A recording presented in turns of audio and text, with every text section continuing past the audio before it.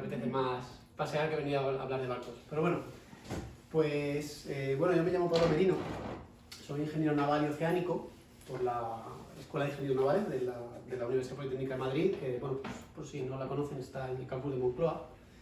Y además hace poco te presenté mi tesis doctoral sobre simulación numérica de mecánica de fluidos. Entonces, actualmente trabajo como investigador postdoctoral en esta escuela, en la Escuela de Ingenieros Navales.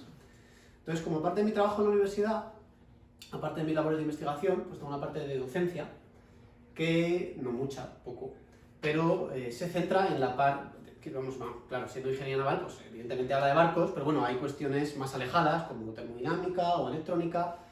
En mi caso son asignaturas totalmente relacionadas con el tema del barco. Son, en concreto, estabilidad de barcos, que llevo dando ya unos años, y otra asignatura, que es una optativa, que se ofrece a los alumnos de último curso, titulada Proyecto de embarcaciones rápidas y a vela. Entonces, un poco esta charla, pues se genera un poco en el contexto de esta asignatura. Entonces voy a explicar un poco la motivación de todo esto para poner en contexto esta charla y después ya comenzamos. Esta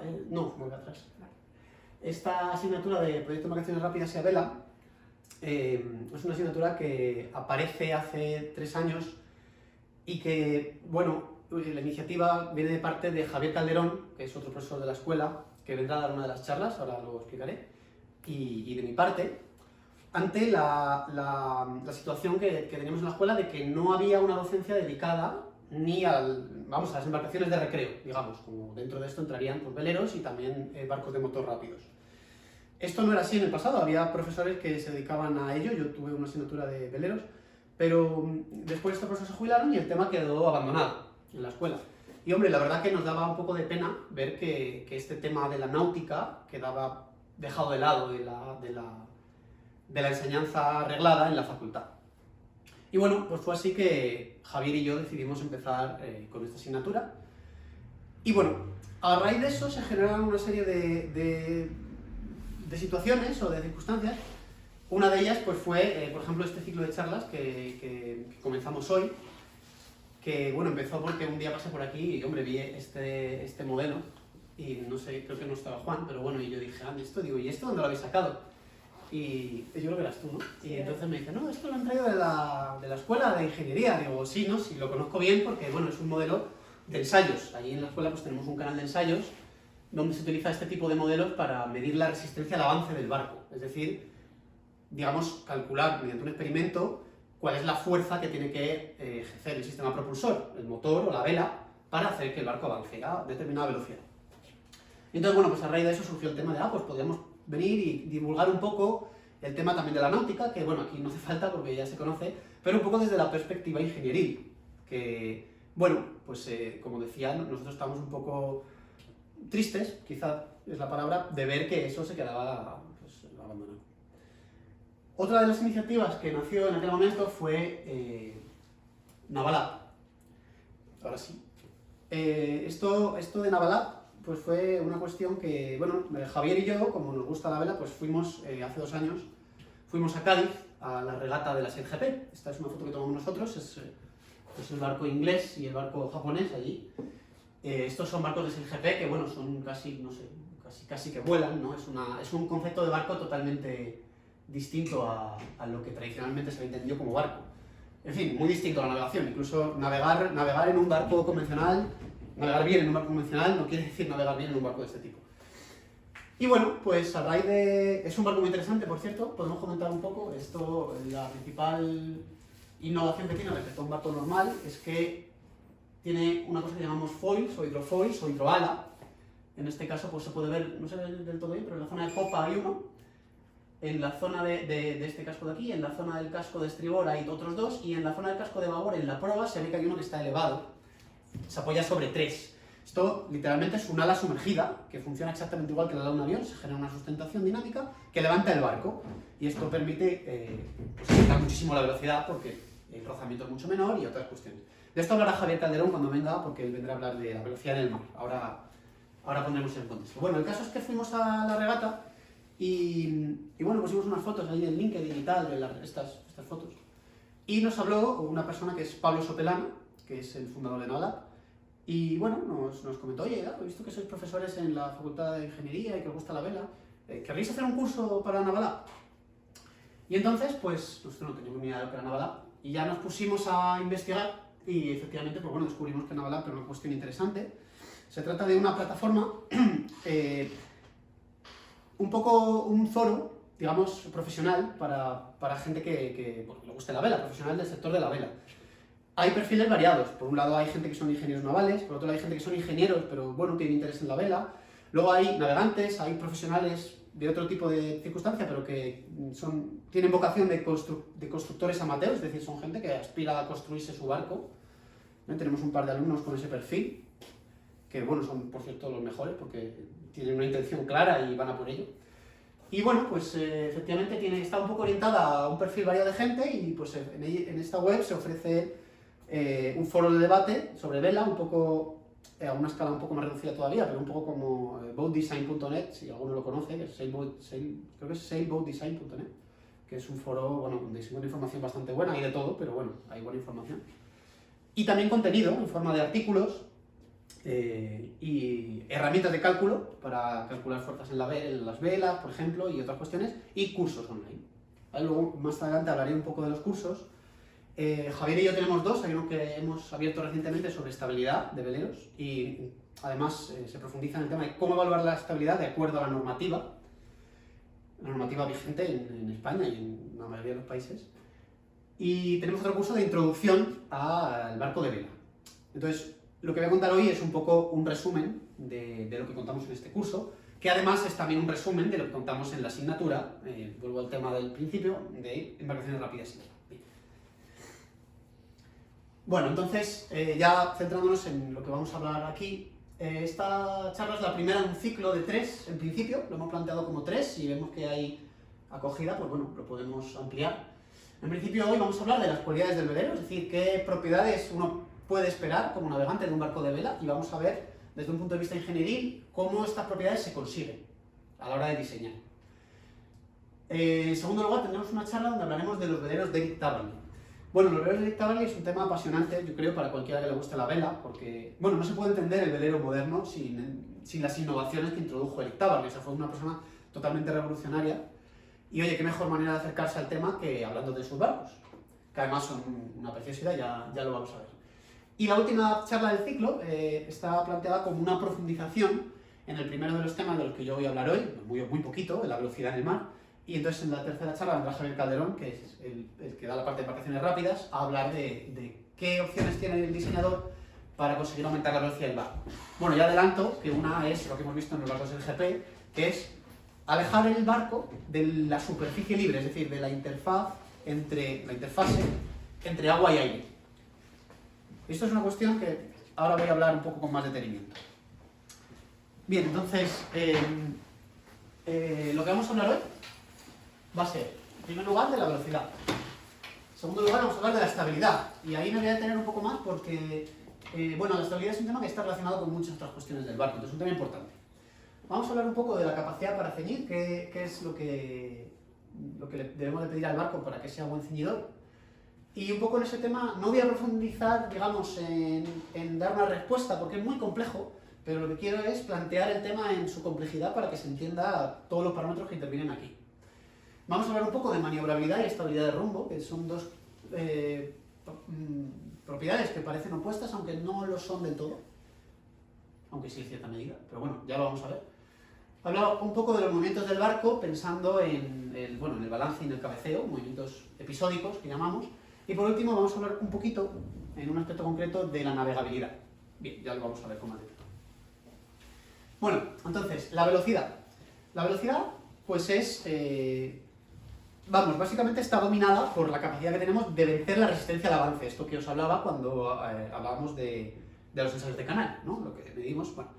Entonces, la resistencia al avance en un barco, principalmente, porque bueno, podemos añadir después la resistencia aerodinámica de la superestructura y todo esto, pero bueno, principalmente se debe a dos cuestiones. Sí, bueno, en algunas situaciones, más en un velero, eso tiene un papel. Pero principalmente se debe a dos cuestiones, el rozamiento o la fricción con el agua y la generación de olas. Y esto es una cuestión que es única del barco. No hay ningún otro medio de transporte que se desplace en una interfase entre dos medios. El avión es aire, el vehículo es aire y rozamiento con la tierra, pero no hay más que rozamiento. Pero el barco pues navega por agua y digamos, también se desplaza por el aire. Y esto provoca que se generen ondas en la superficie libre, es decir, olas. Y esto hace que que parte de la energía propulsiva del barco se pierda en generar estas olas. Entonces nos interesa minimizar la ola. Bien, estas olas que genera el barco, por supuesto dependen de la forma del barco, pero grosso modo se pueden dividir en dos. Podemos asumir que el sistema de olas que genera el barco es una composición de dos sistemas distintos. Uno que se genera en la proa, en la intersección de la roda con la superficie libre, que está dibujado ahí en azul turquesa, y otro que se genera en la popa, ¿vale? Es decir, está dibujado en naranja, arriba, por ejemplo, en la figura de arriba. Bien, entonces, estos dos sistemas, al sumarlos, nos dan el sistema global. Entonces, ¿qué ocurre? Lo que ocurre es que la longitud de esta ola, no voy a entrar en los detalles de la física, pero es proporcional a la velocidad del barco. Y al aumentar la velocidad del barco, va aumentando la longitud de esta ola. Y entonces ocurre que pueden darse situaciones distintas, en las que, por ejemplo, en la estación de arriba, las crestas de las olas que se generan en la proa coinciden con las crestas que se generan en la popa. De manera que el sistema resultante, digamos que, hablando pronto, tiene el doble de amplitud. No es el doble, pero bueno, digamos que se amplifica. Entonces, claro, las olas son mayores en ese caso. Entonces esto es negativo, porque nos va a restar velocidad. Si aceleramos un poco, pues llegaremos a una situación como la que está en el segundo dibujo, en la que, en este caso, pues la longitud de la ola es 2/3 de la eslora en la flotación, ¿no? Diferenciamos en ingeniería, bueno, en náutica, la eslora total, la eslora estructural, digamos, y la eslora de la flotación, que depende del calado, depende de la situación de flotabilidad del barco. Y en este caso, como vemos, pues lo que ocurre es que los senos de las olas generadas en la proa coinciden con las crestas de las olas generadas en la popa. Entonces, es un mínimo de velocidad. Es decir, el sistema, la superposición de ambos sistemas es mínimo, es de mínima amplitud. Entonces, según el barco va acelerando, se van dando situaciones de suma de amplitudes o de resta de amplitudes. Y por eso, para la resistencia al avance existen mínimos locales, es decir, hay velocidades que son más favorables en cuanto a, digamos, que me cuesta menos avanzar, que si yo freno un poco. Si voy un poco más despacio, me va a costar más porque localmente aumenta la resistencia, porque a lo mejor tengo una superposición de olas. Bien. Yendo un poco más allá, esta cuestión de la superposición tiene una situación límite, que es la que está dibujada aquí abajo, y es cuando la longitud de ola es igual que la eslora. Bien, he dicho límite, esto no es cierto. Yo puedo superar esta situación, pero entramos en el régimen de semiplaneo. Y si avanzo más, ya nos metemos en un barco de planeo, ¿vale? Entonces yo me estoy refiriendo ahora a un barco de desplazamiento, que son pues todos los veleros de crucero. Por supuesto, los veleros de competición pues no entrarían aquí, ya podríamos ir más lejos. Pero bueno, en un velero de crucero, digamos que esta situación que está pintada abajo, en la que la longitud de onda de la ola es igual que la eslora en la flotación, es una situación límite. ¿Por qué es límite? Porque si yo aumento la velocidad, fijaos que lo que va a ocurrir es que la popa se va a hundir en el seno de la ola que se genera en la proa. Y esta situación es una situación de mucha resistencia. La curva de resistencia de un barco crece más o menos de manera constante, y cuando llegamos a este punto, bueno, no lo he didicho, pero esto se expresa mediante un número dimensional, que es el número de Flood, en fin, cuando llegamos a este punto que corresponde con Flood 0,4, la resistencia se dispara. Entonces están pues los barcos de motor de planeo, que son estas fuera borda, que llevan allí 4 motores para vencer esta resistencia, o veleros de alta competición, que como un IMOCA, por ejemplo, que van planeando, entonces lo hacen de diversas maneras, sacando el barco también un poco del agua, tiene algún foil también, y aparte, porque son muy ligeros, y es como si llevaran 4 motores fuera borda con esta vela que tienen. Entonces son capaces de superar esta situación. Pero volviendo de nuevo a lo que estamos diciendo, en situación de desplazamiento, este sería el límite. Entonces, primera conclusión de esto, si yo tengo un barco de crucero, de desplazamiento, no planea, la eslora va a determinarme la velocidad máxima. A más eslora, al principio, con idéntica capacidad de generar velocidad, claro, es decir, con una superficie bélica acorde al desplazamiento del barco, en principio, más eslora me va a permitir navegar más deprisa. Este límite viene expresado por esta ecuación de aquí, que es la velocidad VH, que es la velocidad del casco. Esta velocidad se llama velocidad de casco, es la máxima velocidad de situación de desplazamiento. Es en nodos, 2,43 por la raíz de la eslora en la flotación en metros, una regla de cálculo rápido. Por supuesto, esto no es uno exacto, esto depende también de las formas en la popa. En concreto, si la popa es muy ancha, pues se favorece que podamos vencer ese límite más fácilmente, por eso los barcos de planeo, como los Invoca, tienen la popa ancha. Bien. Y un poco, esto en cuanto a la velocidad, un poco lo que quería explicar era esto, y además esto luego lo enganchará Javier en su charla sobre velocidad para hablar de cómo podemos salir de esta situación. Él lo explicará en más profundidad que yo. En cuanto a la estabilidad, bueno, ¿qué es la estabilidad? La estabilidad en realidad no es más que la capacidad que tiene el barco de volver a situación de aderizado. Situación de aderizado es la situación, digamos, con el barco vertical, ¿no? Desde una situación diferente, es decir, si con un ángulo, desde un cierto ángulo de escora, si es capaz de volver a la situación de aderizado. Y esta capacidad, ¿no? La estabilidad, pues no es más que un juego o un baile entre dos fuerzas, ¿vale? Entre el peso del barco y el empuje. Como vemos aquí en este dibujo, pues he representado en verde la fuerza del peso que se aplica en el centro de gravedad, centro de masas del barco, y el empuje que se aplica en el centro de carena. El centro de carena es el centro geométrico del volumen sumergido. Entonces, ¿qué ocurre? Pues el peso se aplica siempre en el mismo punto. El hecho de que el barco rote no cambia la situación de los pesos. La situación de los pesos es la misma, entonces el centro de gravedad es el mismo y por tanto este peso se aplica al mismo sitio. Pero el empuje, que en la situación de aderizado está alineado con el peso, al escorar, el volumen sumergido cambia. En concreto, pues si yo escoro a una banda, el volumen sumergido se desplaza hacia esa banda, desplazando el centro, como se ve en el dibujo, y entonces el empuje se separa de la crujía del barco, del plano de simetría, generando un par de fuerzas, que es el que me permite volver a la situación de aderizado. Este par de fuerzas es el producto del desplazamiento del barco por una distancia, que viene dada en general por la curva de GZ. Ahora lo comentaré con más detalle. Entonces fíjense que hay dos cosas, el desplazamiento y la GZ.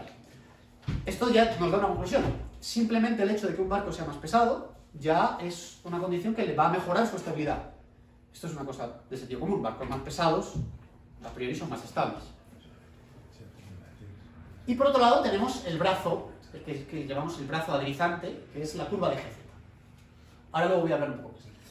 Entonces, una segunda conclusión que extraemos de este planteamiento simple es que hay dos cuestiones que contribuyen a la estabilidad. Por un lado, los pesos, porque la fuerza de peso influye, y por otro lado, las formas. ¿Por qué las formas?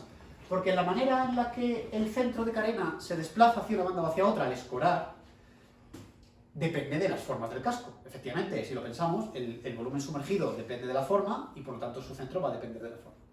Entonces esto es una cosa que el diseñador puede tener en cuenta, ambas, porque puede actuar sobre la situación de pesos y sobre la forma.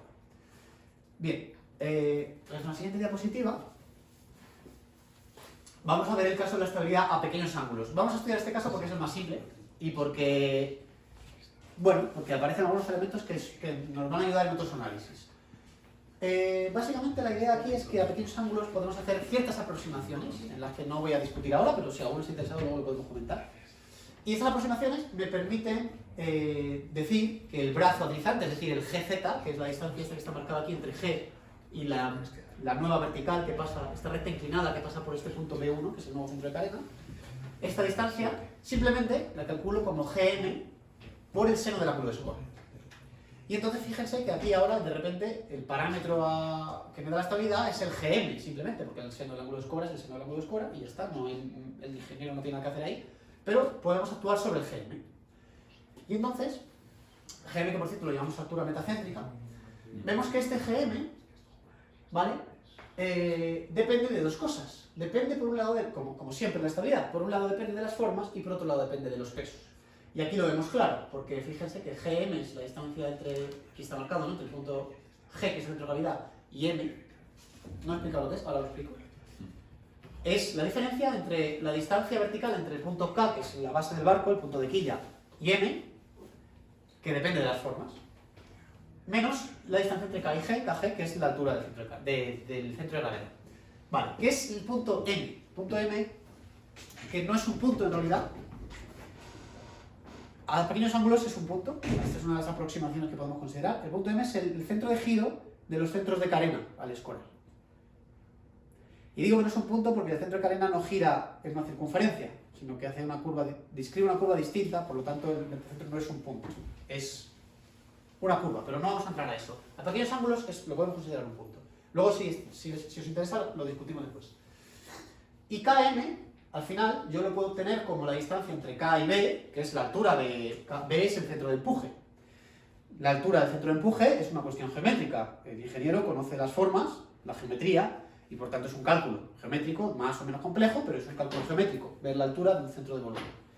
Y la distancia entre el punto B y M, que llamamos radio metacéntrico, se puede obtener también mediante un cálculo, que en este caso es, bueno, el momento de inercia del área de la flotación respecto al eje longitudinal dividido entre el desplazamiento. Y aquí me voy a detener un poco en esto del momento de inercia. ¿Por qué? Porque, bueno, esto es, quien no está acostumbrado a lo mejor a la visión más de ingeniería, pues no sé, pero vamos, el momento de inercia depende de la manga al cubo. Es decir, cuando la manga crece, el momento de inercia crece al cubo de lo que ha crecido la manga. Entonces, fijaos que claramente, si yo aumento la manga, para todo el barco mantengo igual, pero aumento la manga, pues hombre, el metacentro, la altura metacéntrica, el radio metacéntrico, perdón, la distancia entre B y M, va a aumentar significativamente, porque va a aumentar con la manga al cubo. Entonces, ahí vemos cómo, por ejemplo, una cuestión simple que es aumentar la manga, mejora la estabilidad de formas. Y la estabilidad de pesos, pues bueno, hay poco que decir. La conclusión es que cuanto más bajo está el centro de gravedad, más estable es el barco. Sin embargo, esto voy a hablar de ello luego, bajar mucho el centro de gravedad o subir mucho el metacentro da lugar a valores del GM muy grandes que tienen también tienen sus inconvenientes. Esto lo voy a comentar después. Bien, y ahora, volviendo a la estabilidad a grandes ángulos, ¿vale? Vamos a hablar de la curva de GZ. Recuerdo, la curva de GZ me da el brazo deslizante a cualquier ángulo, ¿no? El brazo, es decir, el momento deslizante va a ser el desplazamiento por GZ. Y aquí he dibujado, bueno, más o menos, dos curvas típicas de veleros en los que predomina la estabilidad de formas, en naranja, es decir, que su estabilidad está muy basada en forma, no nos hemos preocupado en exceso por los pesos, y barcos donde, bueno, hay unas... No es correcto esto que he dicho, no quiero decir más predominio de estabilidad de forma, sino el típico barco moderno, donde tenemos manga muy ancha, este tipo de estabilidad. Por ejemplo, un crucero moderno con formas en U, secciones en U, correspondería al... He dicho formas porque, bueno, claramente ahí la estabilidad de formas es grande, pero bueno, también pueden tener estabilidad de pesos. Pero más bien es la forma la que determina esto, este tipo de curva naranja. Y luego la curva verde correspondería a un barco clásico. Barco clásico me refiero, pues, los típicos veleros Colin Archer, noruegos, que prácticamente tienen una forma como de cascarón de nuez, las formas muy curvas, con las cuadernas de la obra viva, es decir, la parte sumergida en forma de V, peso bajo, pero tampoco excesivamente, porque tampoco se queda en una quilla muy profunda, sino este tipo de estabilidad que no está basada en forma, sino que se basa en pesos. Bien. Entonces, las diferencias fundamentales pues son estas que anotamos aquí. Primero, el GM, que es la pendiente de la curva en el origen. Por cierto, no lo he comentado, perdón, disculpad, esto está representado el ángulo de escora en el eje horizontal, y en el eje vertical el valor de GZ, que es el brazo deslizante. Este punto de aquí, donde convergen las dos curvas, correspondería a 180 grados, es decir, el barco completamente dado la vuelta. Y 90 grados pues estaría por aquí en medio. Bien. Entonces, en el origen, la pendiente de esta curva es el GM.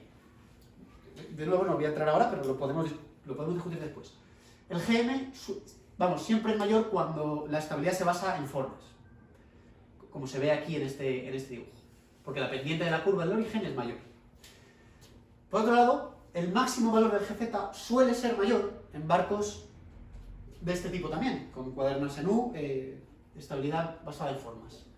Pero tiene, digamos, el contrapunto de que este máximo se da para un ángulo de escora menor que en el caso de barcos con estabilidad más basada en pesos. Entonces, aquí, pues, bueno, hay un juego, ¿no? Porque ¿qué es mejor? ¿Tener un máximo brazo mayor o que el brazo curra para los mayores? Pues, bueno, efectivamente depende.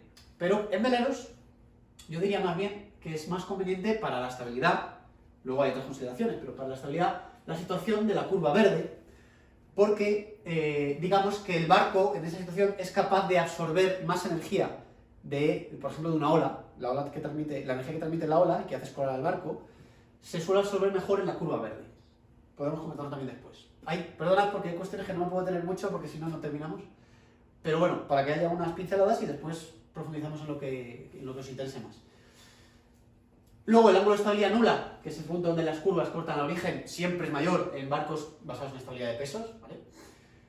El área negativa, que es el área que está bajo el eje, es mayor en el caso de barcos basados en estabilidad de formas, lo que es negativo, porque eso significa que el barco, una vez dado la vuelta, es más estable que el barco verde, ¿no? Digamos que la estabilidad del barco boca abajo es como si le diera la vuelta a la curva. Pues fijaos que claramente este va a ser peor que este de aquí. Y luego, una cuestión característica que es así debido a las formas en V del casco, es esta joroba que se forma en los barcos que tienen estabilidad con formas clásicas, ¿vale? Es decir, las formas en V. Más o menos esto es una visión general de cómo la estabilidad depende del diseño del barco. Entonces, la conclusión un poco general es que si pensamos solo en la estabilidad, el barco clásico es mejor, porque es una estabilidad de mayor calidad. Y ahora voy a desgranar qué quiero decir con esta mayor calidad.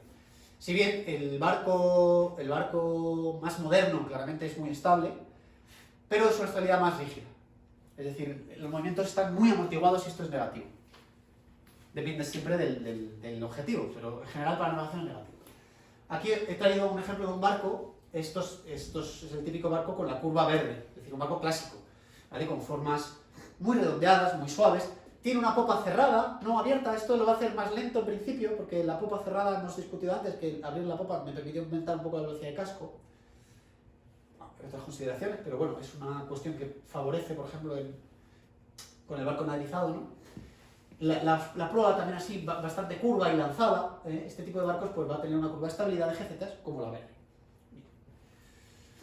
Bueno, vamos a hablar ahora brevemente de la capacidad para ceñir. La capacidad para ceñir, bueno, ceñir, yo creo que todo el mundo lo sabemos aquí lo que es, ¿no? Es navegar en un rumbo pues, bastante cerrado, ¿no? Respecto a la dirección del viento, 45 grados. Y bueno, que un barco sea bueno o mal ceñidor depende de cómo es capaz el barco de lidiar con el equilibrio de fuerzas en esa situación.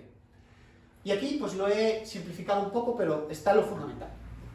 He querido representar un barco, ¿vale? Que navega en la dirección que está marcada por el vector, o la flecha, está marcada aquí con V sub S, esa es la dirección en la que navego. Por supuesto, el barco no navega con la proa aprobada a la dirección, lleva un pequeño ángulo de guiñada, como es natural. Y el viento viene de arriba, del tejado, es decir, la velocidad del viento es, perdón, no sé si ves, es VW. Tenemos el típico triángulo de velocidades con la dirección del viento aparente, bien. Y entonces aquí hay el juego eterno del velero entre las fuerzas aerodinámicas y las fuerzas hidrodinámicas. Las fuerzas aerodinámicas están representadas en rojo y las hidrodinámicas en azul. Por supuesto, hay una diferencia de altura. Las aerodinámicas se dan en la... De esto hablaré después. Las aerodinámicas se dan en la vela y las hidrodinámicas en la quilla. Y se aplican en dos puntos, ¿vale? Que es el centro de esfuerzos de la vela o el centro de empuje bélico, podemos llamar el CE, que es este punto de aquí. Y las fuerzas hidrodinámicas se aplican en el punto que llamamos CLR, que es en inglés Center of Lateral Resistance, centro, digamos, de resistencia, mal llamado resistencia lateral, es el centro de sustentación. Estos puntos, bueno, calcularlo exactamente es muy difícil, pero bueno, hay fórmulas para aproximarlos, no vamos a entrar en ello, pero supongamos que podemos calcularlos de manera exacta. Lo que va a ocurrir en la situación en la que yo navego cuando voy de ceñida es que la fuerza neta hidrodinámica y la fuerza neta aerodinámica van a estar alineadas. Van a estar alineadas porque si no habría un momento neto distinto de cero que me haría virar el barco. Por supuesto, hay otras fuerzas que involucran y que deberíamos tener en cuenta en el análisis, pero bueno, grosso modo, estas dos fuerzas van a estar alineadas o prácticamente alineadas. Aquí he dibujado marcado con la letra mayúscula A sub I, la fuerza neta en la vela, que tiene por supuesto drag y sustentación, y H sub I es la fuerza neta en hidrodinámica, quilla y casco, ¿vale? El casco también contribuye a esta fuerza, que se puede componer igual en drag, en fuerza de arrastre, resistencia y sustentación. ¿Y qué pasa? Que para que estén alineadas, pues el barco adquiere una guiñada, porque fijaos que si el barco estuviera orientado con el eje de crujía en la dirección de la navegación, pues estos dos puntos iban a estar en una situación en la que estas fuerzas ya no iban a estar alineadas. Y se iba a generar un par. Y si no hay otro momento que contrarreste ese par, pues me va a hacer guiñar. Por eso navego con guiñada. Lo que además es fundamental, porque si no navegara con guiñada no se generaría sustentación en la quilla. Y entonces aquí todo el juego está en ser capaz de conseguir esto con un ángulo de guiñada adecuado, que genere unas fuerzas en la quilla adecuadas, que me permita contrarrestar la vela, que tampoco me guiñe demasiado, porque entonces voy a tener mucha resistencia. Y al final ese juego se reduce a ver esta distancia que llamamos Lie, que es la distancia longitudinal entre el centro de empuje de las fuerzas, perdón, el centro de aplicación de las fuerzas aerodinámicas y el centro de aplicación de las fuerzas hidrodinámicas. Entonces, ¿cuánto debe ser el Lie? ¿Cómo lo calculamos? Pues vaya usted a saber. Es una cuestión muy difícil. Esto, ¿qué se suele hacer? Bueno, lo que se suele hacer pues es tener experiencia y saber por dónde tiene que andar el Lie dependiendo del tipo de barco. Esto hay estudios estadísticos que dan una aproximación del valor del Lie dependiendo del tipo de barco. Por supuesto son aproximaciones. Pero bueno, lo que quiero decir es que la situación es muy compleja y realmente influye mucho la experiencia del diseñador. ¿Pasamos? Una pregunta. Sí. Sí. La superficie bélica, también, al igual que has hablado antes de una limitación por la forma del casco, hay limitación también de... O sea, llega un momento que por más superficie bélica que pongas, no va a ir más rápido, ¿no? O... Claro, va a ocurrir que depende del barco. O sea, depende de si eres capaz de superar la velocidad de casco o no. Si tu aumento de superficie bélica es tal que la resistencia tiene prácticamente una subida, no en vertical, pero tiene una subida muy brusca cuando llegamos a la velocidad de casco. Si tú aumentas la superficie bélica, pero no eres capaz de generar suficiente fuerza para superar esa velocidad, prácticamente no vas a avanzar, no vas a ganar nada. Ahora bien, si eres capaz de pasar ese límite, ya sí, porque entonces vas a llevar el barco a preplaneo, como en IMOCA, por ejemplo. Entonces depende. Pero sí, ciertamente hay un límite, que para la mayoría de los barcos no tiene mucho sentido aumentar, porque además, sin ser capaz de aumentar la velocidad al estar en ese punto, más superficie bélica me va a hacer escorar más, lo que me va a perjudicar por un lado la estabilidad y el confort, pero también la velocidad, porque la resistencia aumenta también con la escora, entonces no va a ser contraproducente. Digamos que va a haber un límite en el que yo necesito hacer un esfuerzo grande para mejorar. Por supuesto, por debajo de ese rango no. ¿Pasamos? No sé si la pregunta queda... Sí. Vale, y ahora vamos a hablar de la situación de fuerzas, pero vistas ahora desde popa o desde prueba, como queráis. El punto de empuje de las fuerzas de resistencia hidrodinámicas, el CLR, lo tenemos aquí otra vez. Tenemos ahí arriba el punto de empuje de las fuerzas aerodinámicas otra vez. Y al igual que teníamos una distancia que nos manejaba el equilibrio en la guiñada, pues en el ángulo de escora también, ¿vale? Hay una distancia que es esta h, que es la distancia vertical entre estos puntos. Esto, aquí, un poco la excusa para hablar del equilibrio de fuerzas aquí es el ángulo de Denbow. Denbow era un diseñador de barcos allí que trabajaba bueno, ya falleció, en Nueva Inglaterra. De esta zona se dio la confluencia de muchos grandes diseñadores, como Olin Stephens, el propio Denbow y otros. Y fue realmente una época en los años 50 por ahí, o incluso antes, de florecimiento de muchos barcos hermosos y muy interesantes se han diseñado ahí, en aquella época. Y Denbow tenía una regla de cálculo rápido para saber el ángulo de escora que iba a tener un barco al ceñir. Ese ángulo todavía se utiliza un poco para estimar, por supuesto es una estimación, es un cálculo rápido, y es el ángulo de Denbow, que se calcula de esta manera. Entonces, bueno, si os fijáis, esto no es más que el ángulo que se da en el equilibrio de fuerzas. Lo que dice Denbow es, bueno, el ángulo de escora va a ser aquel que haga que el momento escorante, ¿verdad?, producido por el par de fuerzas de la vela y de la quilla, sea igual al momento deslizante, la estabilidad. Volvemos a la estabilidad, parece todo el tiempo. Y el momento deslizante, el momento que me da la estabilidad, ya hemos dicho que era Gz por el desplazamiento. Pero a pequeños ángulos decíamos que era el desplazamiento no por Gz, sino por Gm, por el seno del ángulo. Y el seno del ángulo lo podemos aproximar por el ángulo. De manera que me queda desplazamiento por Gm por el seno del ángulo. Como veis, lo único que he hecho ha sido establecer el equilibrio a pequeños ángulos, ¿verdad? ¿Veis? Y despejar el ángulo. Desplazamiento por Gm estaría a la izquierda de esa ecuación y lo he pasado aquí. Y el momento de escora viene dado por la distancia del par de fuerzas, h, ¿verdad? Y la fuerza. Y la fuerza, Denbow decía, bueno, la fuerza de la vela es proporcional a la superficie bélica, lógicamente, pues va a estar multiplicado por la superficie bélica y por un número. Y este número es una estimación de Denbow para, no recuerdo la verdad el dato, es para un viento de 13 nudos con una velocidad de no sé cuánto ángulo del rumbo, bueno, tenía una, decía, en esta situación ceñida con este viento, pues la fuerza se aproxima por 280 veces la superficie bélica en metros. Esto está pasado a metros, él tenía otro coeficiente porque era pies cuadrados, pero no allí, no en Inglaterra, pues.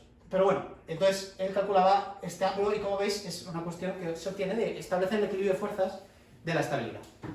Bien. ¿Y por qué nos interesa el ángulo del embajo? Aparte de porque es una excusa para hablar del equilibrio de fuerzas aquí, porque, bueno, es importante, ¿no? Navegar, por ejemplo, depende del propósito del barco, pero un barco que pretende ser un barco de recreo, pues hombre, no le puedes llevar con una escora excesiva, porque entonces ya no es confortable y, oye, la gente que se compra ese barco, que lo quiere para darse una vuelta el fin de semana, pues se va a comprar otro, no es. Y entonces, pues esto es importante. Y ahí vemos como la estabilidad juega un papel fundamental, y bueno, la superficie bélica también, etc. Vale, maniobrabilidad y estabilidad de rumbo. Maniobrabilidad y estabilidad de rumbo no son lo contrario, pero realmente sí que hay una cierta oposición. Estabilidad de rumbo lo podemos definir como la capacidad de mantener un rumbo dado con la mínima acción del timón. ¿Vale? Y maniobrabilidad es la capacidad de cambiar de rumbo en el menor espacio posible. Entonces, la maniobrabilidad, hago un pequeño paréntesis, se estudia con lo que llamamos el radio de giro. El radio de giro es una maniobra en la que se mete, no estoy seguro del dato, esto le preguntáis a Javier, porque él sabe de maniobrabilidad, se mete el timón no sé cuántos grados durante no sé cuánto hasta que el barco haya girado tal, entonces se define una maniobra y digamos que el barco vira y hace un giro completo y la maniobra es mejor, el barco es más maniobrable si este giro es capaz de hacerlo en menos espacio.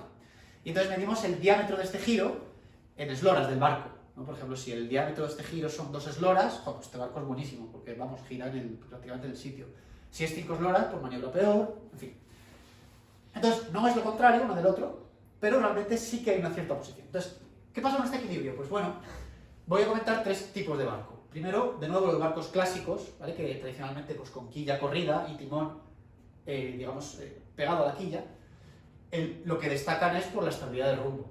¿Vale? Parece intuitivo, ¿no? Fijaos que es como que yo navego y llevo una placa en la dirección del agua, pues esa placa, en cuanto yo vire un poco el rumbo, ya me va a generar una fuerza muy grande que me va a devolver al rumbo. Entonces son muy nobles esos barcos. Son barcos, digamos, para quedarse ahí en la cubierta y olvidarse. Luego tenemos aquí abajo del todo, ¿vale? En el otro extremo, barcos muy maniobrables. Son barcos pues con un timón que me genere mucha fuerza, y esto va a ser un timón muy largo, ¿vale? Y muy separado. Vemos que aquel, bueno, vaya, no he hecho muy bien el dibujo porque este timón está muy pegado a la popa, pero normalmente este timón está más hacia la proa. En cambio este genera un momento mucho mayor porque está al final del barco, bien en la popa. Y bueno, tradicionalmente no, porque generalmente quiero decir, estos barcos además pues tienen una quilla muy fina también, vamos, el típico barco de regatas más moderno. Muy maniobrables, pero claro, estabilidad de rumbo peor, son muy reactivos. A la mínima acción de timón se van. Y como tercera opción, pues una situación de compromiso es lo que llamamos una quilla semi-corrida, que es una quilla muy interesante porque tiene las ventajas de la quilla corrida en cuanto a estabilidad de rumbo. Evita algunos de sus inconvenientes porque nos reduce mucho la superficie mojada en la zona de popa, en una zona donde la quilla de corrida trabaja poco, ¿vale? O sea, digamos que nos quitamos lo malo. Entonces es una solución interesante, típica de barcos de crucero, pues, bueno, barcos de crucero modernos, ¿no? Los clásicos sonían más bien como el de arriba y los modernos hacen así. Al timón a veces también se le pone un skeg, lo he indicado aquí, aunque no está en el dibujo. El skeg es un apéndice fijo en la parte de proa del timón que me ayuda a dirigir el flujo y también, bueno, digamos que mejora un poco el flujo que le llega al timón, mejorando también su rendimiento, y además lo protege de colisiones, porque es, vamos, una estructura rígida por la proa. Entonces también es interesante por cuestiones de, digamos, prácticas, ¿no? De si cayó con rocas o demás. Bueno, aquí os he traído algunos ejemplos, no sé si se ven muy bien. ¿Se ve? Más o menos. Hay un poco de luz, no sé si puedo... Bueno, es que no puedo... No pasa nada, se ve. Os he querido traer, bueno, no es el mejor ejemplo de quilla larga y esbelta, pero no tenía muchas más, pero bueno, sería aquella de allí, es la más de todas. Este barco que se ve mal, pero bueno, tiene... ¿Esto no es el timón? Ah, sí, es el timón, perdón, este sí que es el timón. Tiene timón separado, pero tiene una quilla larguísima, corrida, a lo largo de todo el casco. Y luego que pues sería un poco el típico barco en el que la quilla es quilla semi-corrida, ¿no? Es un poco solución de compromiso entre los otros dos casos. Movimientos, cabeceo y balance. Porque bueno, el barco se mueve en todas direcciones y todos ángulos, pero aquí vamos a hablar de cabeceo y balance. Son movimientos episódicos, es decir, periódicos. Tienen una ciclicidad en el barco. Entonces, ¿qué ocurre aquí? Lo que quiero destacar de este punto es cómo influye la forma de la obra muerta, es decir, la parte que está fuera del agua, en los movimientos. De hecho, la obra muerta es fundamental en los movimientos del barco. ¿Por qué? Pues fíjense, aquí en este dibujo tengo dos barcos que la obra viva es igual, son dos cuadernas, ¿vale? Que yo represento dos cuadernas de los barcos. La obra viva es exactamente la misma, y la obra muerta, como se ve, pues en una es muy lanzada y en la otra es más bien cóncava, es decir, cierra. Para el mismo ángulo de escora, ¿qué va a ocurrir? Que en este caso, entre las formas lanzadas, el volumen que gano se aleja más de la crujía del barco, porque la forma al ser lanzada, digamos que al escorar me saca el volumen hacia la banda, mientras que en este caso el volumen queda más confinado. ¿Esto qué provoca? Provoca que el centro de carena, el centro del volumen sumergido, se desplace más en ese caso. Y por tanto el par deslizante que genera es mayor. Y por lo tanto, diríamos, tiene mejor estabilidad. Efectivamente tiene mejor estabilidad, pero ¿qué ocurre? Que el barco se vuelve rígido.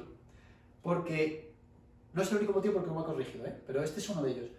El rígido significa que al balancearse se frena muy de golpe, o sea, hay una aceleración angular fuerte. Es decir, me balanceo y se me frena rápido.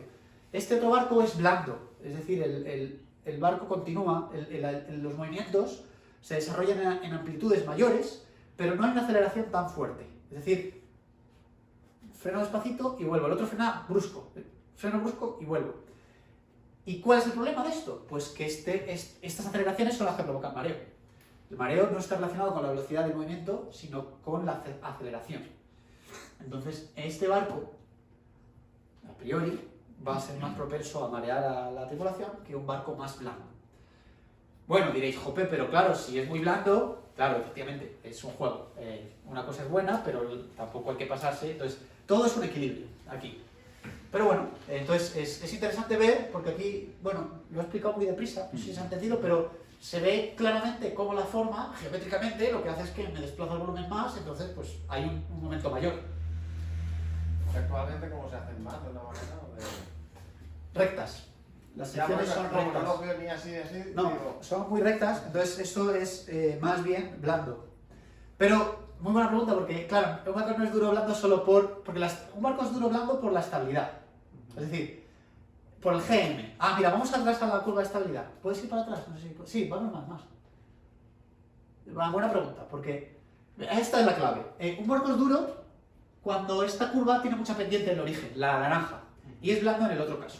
Entonces los barcos modernos tienen la curva naranja. Son rectos, es decir, no parece que debieran amortiguar mucho, pero tienen un GM muy grande. Por pesos, porque también tienen una distribución... por pesos y porque el punto M, dale otro para atrás, por favor, ¿no? El punto M es muy alto en un barco con estabilidad, en un barco moderno, porque es muy ancho, son muy mangudos. Que sea muy mangudo además también por motivos de habilitación, por ejemplo, de que sean más cómodos, otras cuestiones. Pero al ser muy mangudos, el punto M se eleva mucho. Y esto hace que GM, aunque los pesos no estén muy bajos, pero al elevarse M, GM es muy alto. Y ahora pasamos otra vez a la siguiente, por favor, gracias. Y entonces, al ser el GM muy alto, la pendiente de la curva es muy pronunciada, y esto es lo que hace que sea rígido. Claro, yo lo he relacionado con la forma, es otra componente, porque ya hemos dicho que estabilidad es formas y pesos, para hablar de la obra muerta, si no hablaba de la obra muerta, y ahí se relaciona con esto. Pero muy buena pregunta porque se me ha venido a hablar de esto. Sí, volvemos al hogar. Entonces, estos barcos aquí, igual que pasa en el cabeceo, igual que pasa en el balance, pasa en el cabeceo. El cabeceo va a ser muy amortiguado. Aquí os he puesto una colección de pruebas, todas distintas, unas muy lanzadas, como esta de aquí, otra lanzada pero con otra curvatura, eso también va a ser menos amortiguado. Más amortiguado, me he equivocado. Después una prueba más moderna, casi recta, aunque no recta, ¿no? Entonces, bueno, todo esto me va a hablar de la dinámica del barco. Entonces es interesante porque yo puedo ver un barco y ya sé algo de cómo navegar. Vale, pasamos. Vale, y muy rápido voy a referirme a la navegabilidad. Yo creo que bien, porque estamos en tiempo. Bueno, la navegabilidad es una propiedad un poco difícil de definir. La navegabilidad no hay una definición clara. Yo diría que la definición de navegabilidad es que el barco es capaz, un barco muy navegable es el que te devuelve a casa sano y salvo, dependientemente de la condición del mar. Es decir, un barco que diríamos marinero, para pues todoterreno, para cualquier mar. Por ejemplo, yo cuando pienso en navegabilidad, pues me vienen a la mente los barcos de salvamento del Servicio de Salvamento Noruego, bueno, pues eso, de hace un siglo, que eran barcos diseñados por un diseñador que se llamaba Colin Archer. Colin Archer, para que os hagáis una idea, es el diseñador del barco que llevó Amundsen al Polo Sur. Este señor tiene una serie de barcos que, bueno, son sus diseños, que marcaron una línea de barcos. O sea, luego se han diseñado barcos de ese estilo durante décadas y décadas. Ya no hay, pero los barcos estos de los que he hablado antes, Olin Stephens y demás, estaban claramente inspirados en los barcos de Colin Archer. O sea, este señor, no es que fuera idea de él tampoco, él marcó la línea, pero esto era una tradición de barco nórdico, en fin, pero Colin Archer fue como el que marcó una serie de situaciones. Y estos barcos son los arquetipos de buena navegabilidad. Este no es un Colin Archer, no os he podido traer una foto de Colin Archer, pero bueno, se parece en cuanto a qué es lo que lo caracteriza. Pues bueno, básicamente, si miramos el casco, parece una cáscara de nuez. Este no es exactamente así, o sea, podría ser más exagerado, pero literalmente es como una cáscara de nuez. O sea, muy como una ballena, muy redondo, casi absurdo pareciera, ¿vale? La popa en forma de doble proa, este no, porque tiene ahí el timón, pero si tuviera el timón bajo el agua, popa en forma de doble proa significa que no tiene espejo, sino que la proa se cierra, la popa se cierra casi como si fuera una proa. Se diferencia de la proa solo en el lanzamiento mayor que tiene la proa, en la dirección longitudinal, pero por lo demás son iguales. Y líneas muy redondeadas y muy suaves, la curvatura cambia muy suave. Bien. Y aparte, esos barcos se caracterizaban por una determinada estabilidad muy buena, del tipo de la curva verde, esto que he dicho de calidad, y ahora vamos a ver por qué digo que es de calidad. Bueno, uno de los motivos era por lo del mareo. Yo decía que era de calidad porque, digamos, que me van a inducir menos mareo. Bueno, esto asusta mucho, pero os voy a explicar, es muy breve. ¿Qué es lo que he querido decir aquí? Claro, fijaos, hemos hablado de estabilidad, pero hemos hablado de estabilidad estática, es decir, el momento es igual que el otro en una situación sin movimiento, pero esto no es verdad. Bueno, no es verdad, sí que es verdad, pero no es la realidad del barco al navegar, no es estática, es dinámica. El barco se está moviendo, no está en una escora y se mantiene ahí. Bien. Entonces, en una situación dinámica, una cuestión relevante es el periodo natural del barco, el periodo natural de balance, en este caso. El periodo natural es, bueno, se calcula de esta manera, y es el periodo para el cual, si el barco es excitado por olas de ese periodo, los movimientos se amplifican. Es decir, si el periodo natural es este T0 y el periodo de balance, ¿vale? Y a mí me llegan olas de ese periodo, es peligroso, porque la amplitud del movimiento se amplifica notablemente. Esto es lo que quiere decir esta curva, ¿vale? Que hay un momento en el que, la frecuencia, pero el periodo es lo mismo, el periodo de balance respecto al periodo de la ola coincide, es decir, el ratio es 1, y en ese punto se amplifican los movimientos. Esta es una función de transferencia entre la ola y el barco, que lo que me indica es cuánto amplifica el movimiento menos. Como se ve claramente, aquí hay un máximo. Idealmente sería infinito, pero no es infinito porque no es ideal, es una situación real. Bueno, entonces, volviendo al tema, este parámetro entonces parece importante, porque claro, yo no quiero entrar en, eso se llama balance paramétrico, yo no quiero entrar en balance paramétrico, es decir, en resonancia, porque eso pues, puede dar lugar a un fallo de estabilidad fatal, es decir, hundir el barco. Entonces, yo tengo que pensar que yo debería diseñar el barco. Bueno, es complejo, ¿no? Porque, ¿y cuál es el periodo de las olas? Bueno, entonces, la respuesta es ¿cuáles son las olas peligrosas? Porque, bueno, esto aquí no he puesto las referencias, pero bueno, si a alguno le interesa lo puedo dar. Hay estudios estadísticos de olas, que en fin, habría que ver cómo están hechos, quizá podrían ser mejorables, pero la conclusión, ¿vale? Es que las olas que más amplifican, o sea, a ver cómo lo digo, es complicado de ir. Asumiendo que se da el balance paramétrico, es decir, tenemos esta situación, tenemos olas de periodo que es igual al del barco. Eso va a ser más peligroso, es decir, se va a amplificar más cuanto mayor sea la pendiente de la ola. Eso es lo que se observó experimentalmente, ¿vale? Son estudios y se observó esto. Entonces, ¿qué pasa? Bien, las olas peligrosas son las de mucha pendiente. Y las olas de mucha pendiente se puede ver también que se dan para periodos de la ola cortos. Es decir, cuando el periodo de la ola es largo, la pendiente de la ola disminuye. Si lo pensamos parece lógico, porque olas de periodo largo significa que tardan mucho en venir. O sea, son más largas también de longitud. Bueno, pues si son más largas, parece lógico que la pendiente va a ser más suave, porque claro, para la misma amplitud, ¿verdad? Pues la pendiente va a ser más suave. Bien, entonces, las olas peligrosas son las de periodo corto. Bueno, entonces a mí me interesa que si entro en resonancia no sea como las peligrosas. Por lo tanto, yo quiero tener el periodo natural del barco alto, para que si llego a entrar en resonancia, sea como las de periodo largo, que son menos peligrosas porque tienen pendiente menor. Bien. Bueno, pues si la fórmula del periodo de balance es esta, ¿qué puedo hacer con ingeniero? Para que el T0 sea más grande, pues puedo hacer dos cosas. Ahí el 2pi es 2pi, y entonces en la raíz, perdón, en la fracción que hay dentro de la raíz, pues puedo o aumentar el numerador o aumentar el numerador o disminuir el denominador. Vamos a empezar por disminuir el denominador. El denominador es desplazamiento por gm. Y vamos, no hemos hecho la deducción de la fórmula, pero veis que aquí está la estabilidad otra vez de por medio, porque el desplazamiento por el gm y el ángulo. Entonces, disminuir el desplazamiento no me interesa, porque hemos dicho que el desplazamiento de por sí es un garante de buena estabilidad. Entonces no me interesa al principio. Disminuir el gm. Pues fijaos, ahí hay una de las cuestiones con el gm. Un gm muy alto da lugar a periodos de balance muy cortos. Y esto puede ser peligroso. Por eso la estabilidad de calidad es esta, en la que la curva sale del origen, la verde, ¿recordáis? Más suavemente, porque el gm es más pequeño. Y al ser el gm más pequeño, el periodo de balance es más grande. El periodo paramétrico de balance. Esto se da, por ejemplo, el gm pequeño es característico, por ejemplo, de los Colin Archer, estos barcos que son cascada de Noé. ¿Por qué? Porque tienen poca estabilidad de formas. Entonces, el M está muy bajito.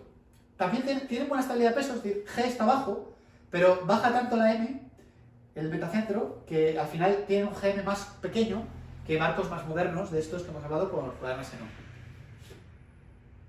Y la otra cosa que puedo hacer es aumentar el numerador. ¿Qué es el numerador? Bueno, tiene dos términos. El I sub xx este, que es el momento de inercia respecto al eje longitudinal, que básicamente lo aumentaría si los pesos del barco estuvieran, digamos, separados del centro del barco, separados en la dirección longitudinal, ¿no? O sea, si esta es la eslora, digamos, yo separo los pesos del eje. En parte, eso viene dado del velero, ¿por qué? Porque el peso principal del velero es el lastre, y el lastre está abajo, o sea, está separado. Entonces, bueno, esto no tengo mucho que hacer. Pero esto de IA, ¿qué representa? Esto es lo que se llama en ingeniería la inercia añadida. Fijaos, para entenderlo rápidamente, la inercia es al ángulo lo que la aceleración, perdón, lo que la masa a la traslación lineal. Es decir, para una misma fuerza con la que yo empujo un vehículo, cuanto más masa tenga, menor aceleración va a tener, ¿no? La ley de Newton, fuerza es igual a masa por aceleración. En el giro es igual. Si yo aplico un momento de giro, un momento es un par de fuerzas, el momento va a ser igual al momento de inercia por la aceleración angular. Entonces, cuando juego un papel similar a la masa, cuanto mayor sea el momento de inercia, menos aceleración angular voy a tener. Pero como digo, el primero es difícil de operar en él. Pero el segundo, la inercia añadida, es lo que aumenta la dificultad de giro debido al agua que se arrastra. Pensad una cosa, imaginaos un barco exactamente el mismo, dos barcos iguales, pero yo a uno le añado una lámina rígida que no pesa nada, o sea, no me añade peso, solo me añade una lámina. Claramente se va a escorar mucho más difícilmente porque en una situación estática, despacito, ¿no? No, porque es una situación estática, pero en una situación dinámica, ahí va a haber un arrastre de agua, eso es la inercia añadida. Y pensad en las quillas de las que hemos hablado, quillas corridas, largas, es como una pala. En cambio, la quilla separada casi no tiene área lateral, amortigua menos. Más inercia añadida en los barcos de quilla corrida. Por eso los barcos clásicos estos de quilla corrida y tal son el arquetipo de barco con buena navegabilidad. Y sin embargo, los barcos de crucero modernos, que claramente yo no voy a criticarlos, tienen otras ventajas, pero no es esta su ventaja. Aquí tienen un inconveniente. Bueno, pues con esto es un poco todo lo que quería contar. Y nada, pues os quería poner aquí los cursos por si a alguien le interesa. Esto que he contado es el resumen del curso No, perdón, estos dos primeros son de otra gente que trabaja con nosotros en Navalab, son de aerodinámica.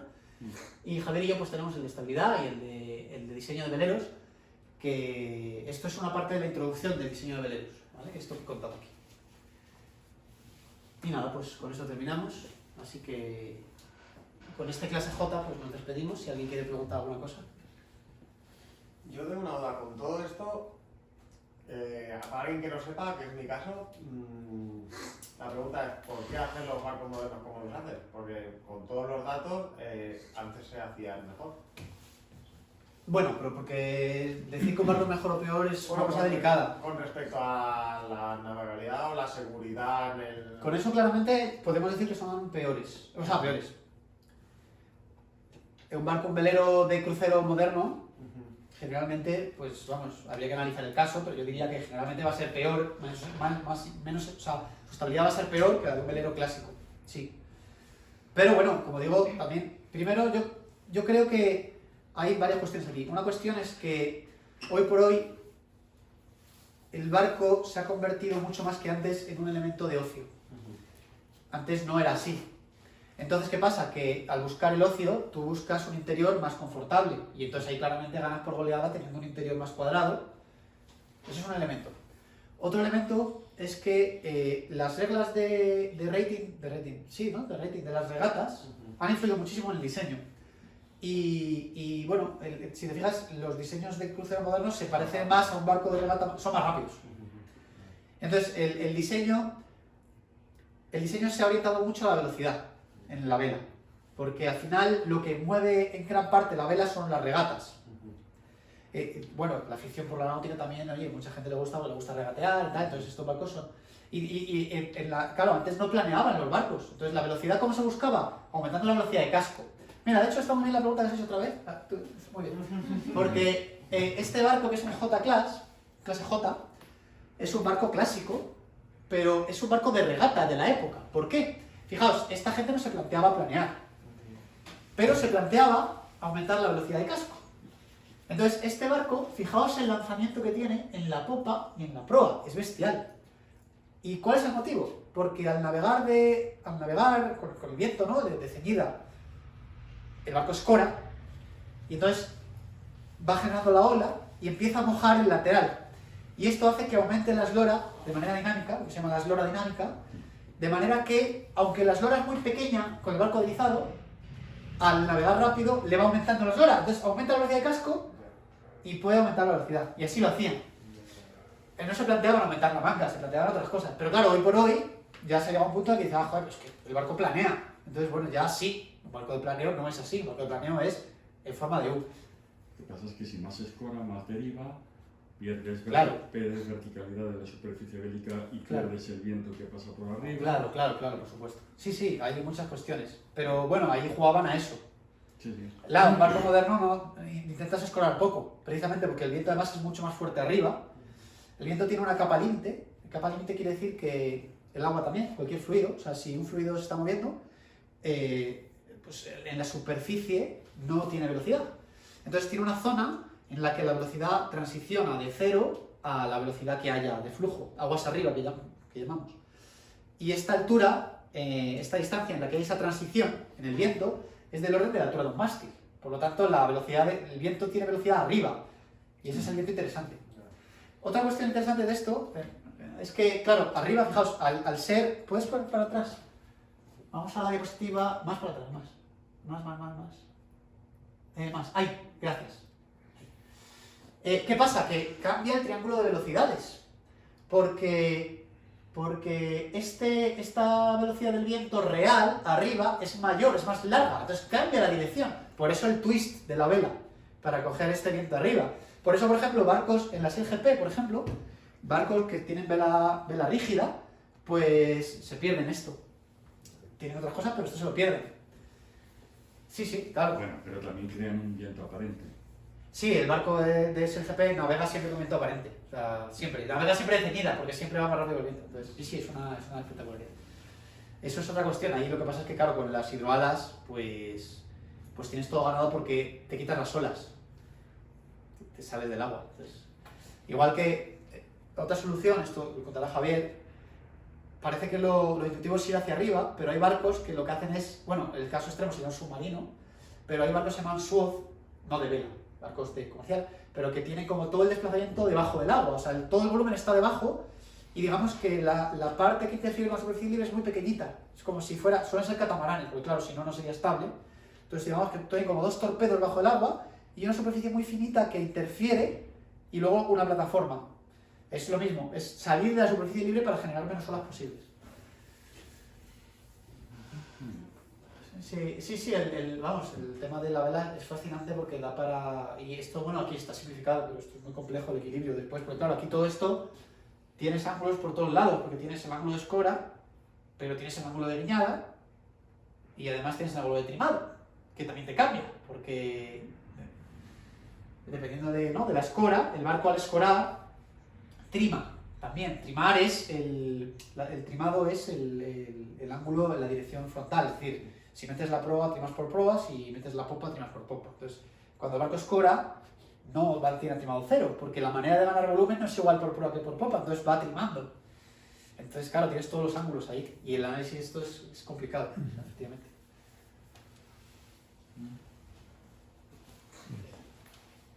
Esto, nosotros, bueno, Javier y yo, y ahora Manolo también, vamos, la asignatura que empezamos Javier y yo, ahora está también Manolo Ruiz de Elvira, que me imagino que os sonará a lo mejor. Manolo Ruiz de Elvira, bueno, yo diría que es el mejor ingeniero naval del mundo, y ha diseñado 4 ediciones consecutivas el barco ganador de la Copa América. Copa América es la mayor competición de vela, y además se celebra cada 4 años. Eso significa que su barco ha ganado durante 16 años, ha estado imbatido, y ahora pues tenemos la suerte de que da clase con nosotros, y podemos discutir estas cosas con él. Y por ejemplo, en concreto esto de la vela rígida lo comentaba él, decía, no, joder, los de la SLGP, pues, bueno. Estaría con el tema del Iberdrola, ¿no? En la Copa América de Valencia, ¿no? Pues no le he seguido el último que ha hecho, que no sé si la próxima, no lo sé. A ver si le animamos a que venga. Pero sí, siempre está con cosas.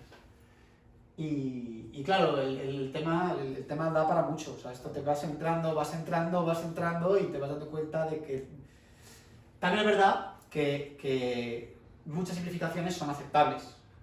O sea, no hace falta ir al nivel de máximo detalle en general. Depende del diseño. Por ejemplo, claro, si queremos diseñar un barco SLGP o un barco Copa América, pues hay que hilar fino, porque ahí estamos en el detalle. Pero para un barco de crucero bueno, no hace falta hilar tan fino, porque, bueno, no hace falta, porque estamos hablando de otros números de resistencia, de otros números de tal. Un barco de crucero buenísimo, pues no tienes por qué va de otra manera, ¿no? Bueno, mismamente lo que hablamos de... Y luego muchas cosas al final, muchos buenos diseñadores son navegantes, y entonces también lo tienen de su experiencia. Y eso es una fuente de conocimiento importante también.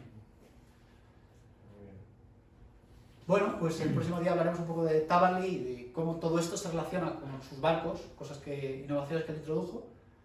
Y... Los barcos de aluminio. Bueno, muchas cosas. Y las quillas de uranio. Las quillas de uranio. Hablamos del Pendwick. Sí, todos los Pendwicks, claro. Que bueno, es que los barcos modernos, el primer trimarán de competición, en fin, muchísimas cosas que hoy parecen normales, pero que antes de él, los veleros eran como su Pendwick primero.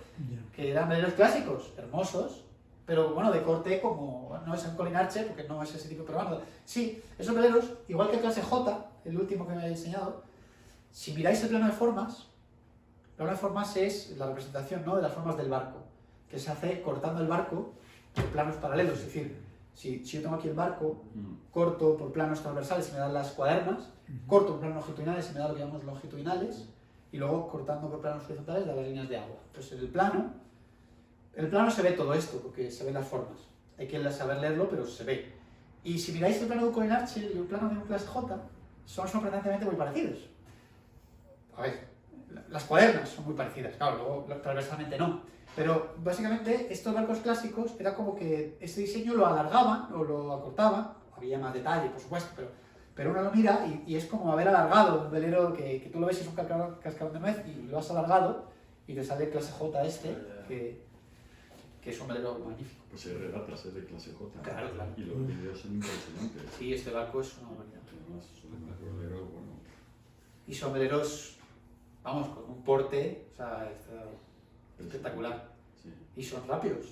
sí, sí. Claro, no planean, pero es otra forma de buscar velocidad, claro, es que es otro equilibrio. Son barcos muy pesados, pero que es que ahí hay un equilibrio interesante, porque son muy pesados, pero no le penaliza, porque el ser muy pesado le da muy buena estabilidad. Y eso le permite tener mucha vela. Entonces, está en el límite, por eso está en la velocidad del casco, es capaz de llegar al límite. Probablemente si lo quisieras aligerar, no te costaría más, porque ya menos estabilidad, más escora, lo que tú comentabas, que se pierden los buenos vientos y aparte la eficiencia de la vela se pierde porque tienes menos área expuesta.